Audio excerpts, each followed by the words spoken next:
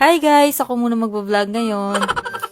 Nasa 13 million followers na kasi si Chawot, kaya gusto ko siyang i-surprise. Pinapa-voice over ko nga sa kanya, kaso ayaw niya, ako daw yung nasa view. Kaya ako na lang mag-voice over. Nakabili na rin pala ako ng gift dito. Nung nakaraang taon ko pa nga ito nabili, hindi ko alam kung kasya niya pa to. Charot! Inagahan ko rin pala yung pag-alis kasi alam ko pag ganitong oras tulog pa siya. Ayun yung pinto niya kung saan siya laging lumalabas.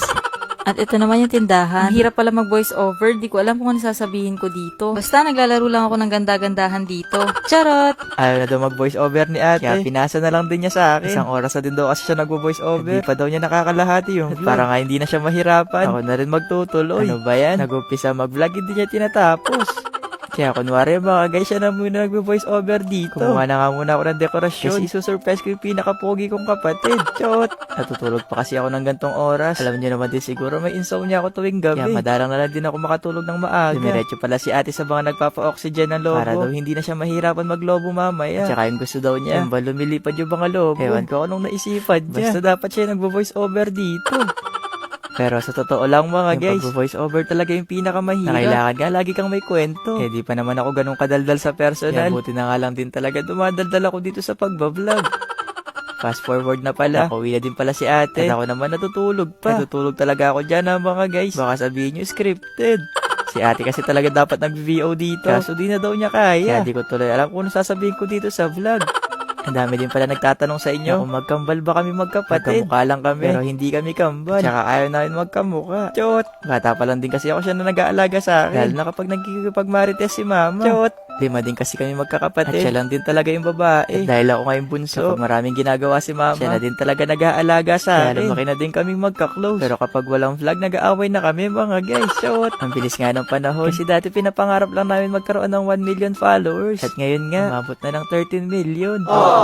Ang dami din namin na pagdaanan ni ate bago namin maabot yan. Maraming hindi naniwala. Pero lagi nga sinasabi sa akin ni ate na kahit walang maniwala sa'yo, lagi lang din siyang andyan para sumuporta. Siya ata yung unang naniwala na magkakaroon ako ng followers. Na kahit nung una hindi ako naniniwala sa sarili ko. Kaya happy birthday sa'yo ate. Ay di pala niya birthday. At syempre, dyan din yung mga kuya ko. Na lagi din nakasuporta sa pagbablog. Kaya di ko rin talaga maaabot yung 13 million kung wala din talaga sila. Sa mga oras nga na yan mga guys, sobrang ingay din nila habang nag-aayos. Kaya nagising na lang din ako bigla. Pero sabi nila dapat mamaya pa daw ako magising. Kaya sabi ko sa kanila, take 2 na lang yung paggising ko.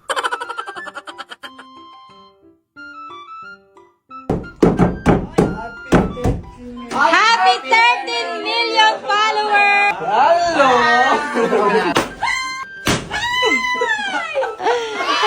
Yay! Happy 13 million followers sa atin mga guys. Sa totoo lang, malungkot din ako kagabi tsaka ngayon. Meron din kasing nangyaring hindi maganda. Pero meron pa rin naman mabuting nangyari. Maraming salamat ulit sa inyo mga guys. Meron pa nga silang pag-gift dito. Feeling ko tuloy birthday ko na. Nag-abala pa nga si ate. Sabi ko naman sa kanya kahit wag niya na akong bilhin. Pero kung relo tsaka sapatos yung bibilhin, hindi naman din talaga ako tatanggi. Chot! Mahilig din kasi talaga ako sa relo at tsaka sa mga sapatos. Tinutulungan na ako magbukas si Bokyo. Baka daw kasi malaglag yung relo.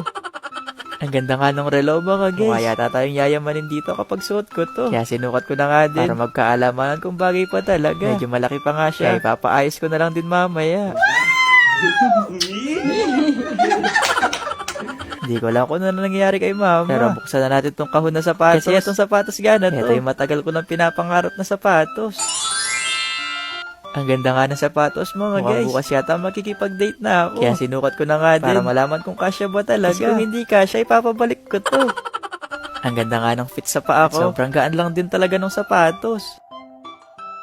At dahil natapos na rin daw ako ma-surprise, inising ko na nga din daw yung pinagkalatan namin para malinis sa yung bahay. Kasi ako naman daw yung dahilan kung bakit may kalat.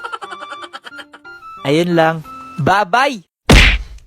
Eto na pala yung mga nangyari kahapon. At grabe yung naging experience ko dahil sa pagsama ng bata mga guys. Bago pala namin itry yung mga slides dito, nagtingin na muna kami dito sa mapa kung saan nakalagay itong mga life vest. Kailangan masuotan ng life vest to mga guys. Baka biglang malunod si Teletubbies. Shot! Lalo na sinama ko lang din siya. Kaya kailangan din mauwi ko tong ligtas. Kaya kahit saan siya mag-swimming dyan mga guys, hindi na yan malulunod kasi may life vest na din siya. Kaso nga lang tinatanggal-tanggal niya. Tapos pumupunta pa sa malalim. Kaya di ko din talaga alam kung magsisisi ako na sinama ko siya mga guys. Kaya din pala kanina nasama ko siya. Naalala ko kasi nung bata pa ako gusto ko rin sumama sa mga outing. Kaso nga lang di ako pinapayagan. At saka di rin ako sinasama. At ngayong matanda na naiintindihan ko na kung bakit di sila nagsasama ng bata. Kapag pala may kasama ka, kailangan mo siyang bantayan ng buong araw.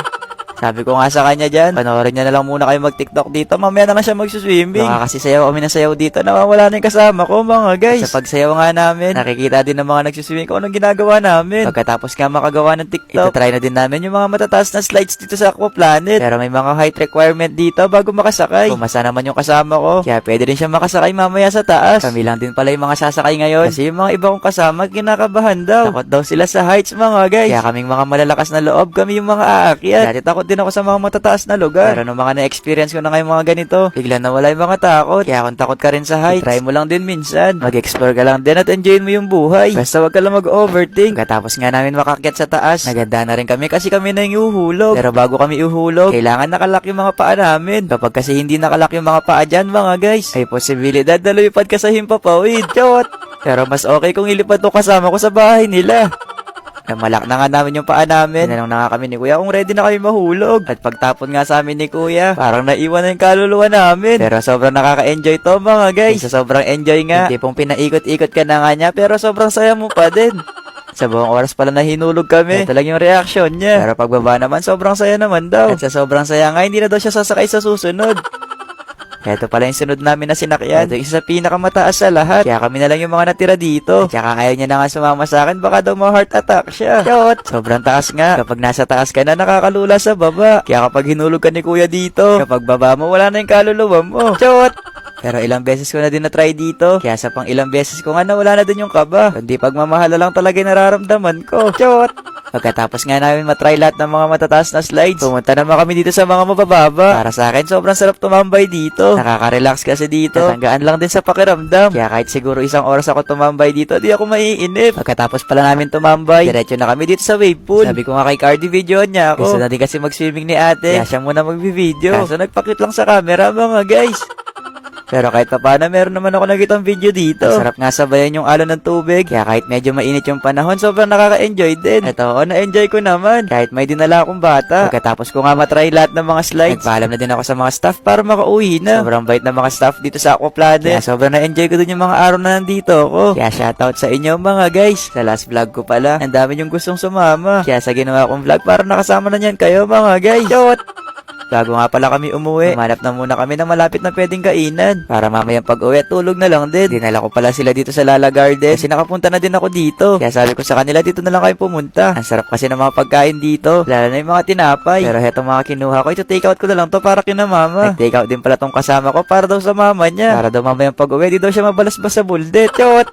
Pagkatapos nga pala namin ma-take out yung mga tinapay, umupo na din kami dito para hintayin na lang yung mga order. At makalipas nga ng ilang minuto, dumating na din yung mga in-order namin. At grabe, sobrang bango na mga dumadating mga guys. Sa sobrang dami nga at bango mo mapaparami kami ng kain. Tapos extra rice pa tong kasama ko. Kapag talaga medyo malalakas yung kumain yung mga kasama, kahit mahina kang kumain, mapaparami ka talaga ng kain. Ito din talaga yung pinakaisa sa mga rason kung ba't bigla ko nasama yung bata. Bago kasi ako umalis kanina, sabi niya nag-birthday daw siya nung last week kaso walang handa. Kaya kapag sinama ko daw siya, sasaya siya. At eto, sinelebrate na din namin yung birthday niya dito mga guys. Ewan ko na nga lang din talaga kung makalimutan niya pa tong araw na to. Sige na, hanggang dito na lang. Ayun lang. Bye-bye!